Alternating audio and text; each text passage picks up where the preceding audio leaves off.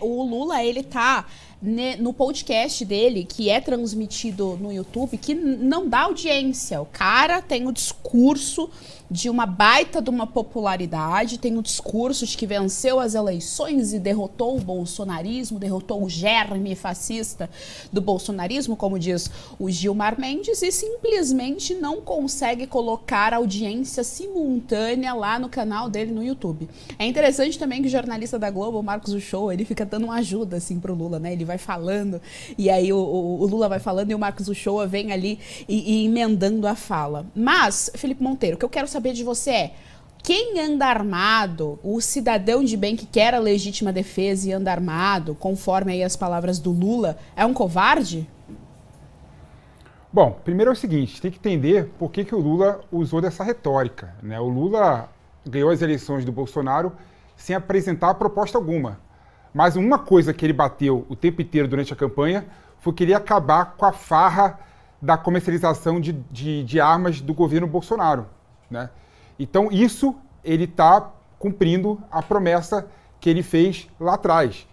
Então, assim, tirando a retórica do Lula, que pode ser um pouco excessiva em muitos pontos, e o Lula é excessivo e está cada vez mais sendo excessivo na retórica dele, o fato é um só. O fato que a política de armamento do Bolsonaro foi um equívoco, foi um erro, por vários motivos. Eu posso te dar, por exemplo, um primeiro motivo. Há um estudo claro do IPEA dizendo que quando você aumenta a comercialização das armas em 1%, aumenta em 2% a quantidade de homicídio a mais na sociedade. Mas reduziu o homicídio no governo Bolsonaro? Não, mas existe uma razão por isso. Sabe por que reduziu o homicídio?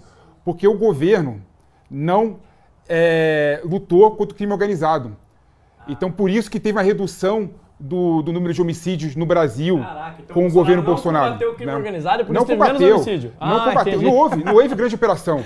Não houve grande operação das polícias estaduais junto com o governo federal para acabar com o crime organizado. Então, até o crime organizado está incrustado no poder hoje em dia. Incrustado no poder hoje em dia. De drogas no governo Bolsonaro.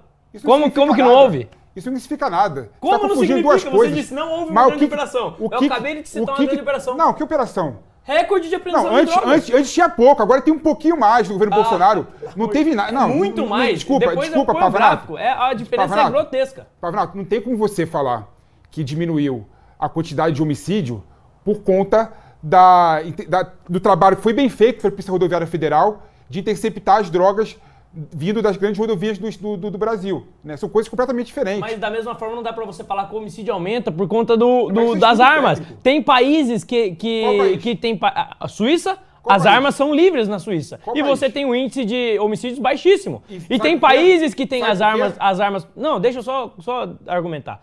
Tem países que têm as armas livres e você tem um índice de homicídio baixíssimos. Tem também países que têm as armas regulamentadas. Você também tem um índice baixíssimo. E vice-versa. E vice-versa. As armas não são determinantes para você ter uma redução, um aumento de homicídios. Para mim, arma não é questão de segurança pública. Para mim, arma é direito. É direito do cidadão se defender de um criminoso que quer afrontar a sua própria propriedade, defender a própria vida, a integridade física de quem ele ama. E é direito do cidadão também de se defender de um Estado tirânico. Então, as armas, elas não são apenas importantes, elas são extremamente necessárias. Que isso? É uma questão de direito. É uma absoluta violação de direito um Estado poder ter armas e um cidadão comum não. Você está criando uma casta privilegiada que pode se armar e se defender e pessoas subjugadas que não podem se defender em hipótese alguma. Tem um erro muito grande na sua retórica. Você compara a Suíça com o Brasil. Ou seja, você compara um país desenvolvido com um país subdesenvolvido. Não dá para fazer essa comparação. Você tem que comparar, por exemplo, os Estados Unidos, que é um país desenvolvido, que tem grandes números de homicídios, com a Inglaterra, que é um país desenvolvido que não tem quase nenhum número de homicídio. Quando você compara situações semelhantes com condições semelhantes, você vê que a política de armamento, sob qualquer aspecto técnico e teórico, é um equívoco e é um erro. E muito me assusta você vir aqui falar que arma é um direito. Não. O direito que as pessoas têm de se proteger não significa que ela tem que andar armada para matar uma a outra. Mas se proteger como? Arma. Vai com livro? Arma. Fazendo L? Não. Várias formas de fazer isso, Pavanato. Como? Livro é uma delas, livro é educação. Livro. E se livro, defender, desculpa. Livro. cara, Ô, Pavanato, eu concordo desculpa. que tem que ter educação, mas numa situação de assalto, de violência, é somente a violência que vai te proteger, simples. Os números apontam, quando você arma a população inteira, você aumenta os crimes que poderiam ser evitados, que são brigas, por exemplo, de trânsito, brigas, por exemplo, em bar, não é? E quando as pessoas, por exemplo, querem assaltar uma casa e acham que a família está armada, ela não deixa de assaltar. Ela assalta de forma muito mais violenta, matando, atirando e tal. Eu não quero isso pro Brasil. Essa é a sociedade que eu defendo. Entendeu? O Estado, ele é responsável e ele tem o monopólio da força. Para ter acesso ao conteúdo exclusivo e na íntegra do nosso canal, basta assinar a plataforma do Fio Diário.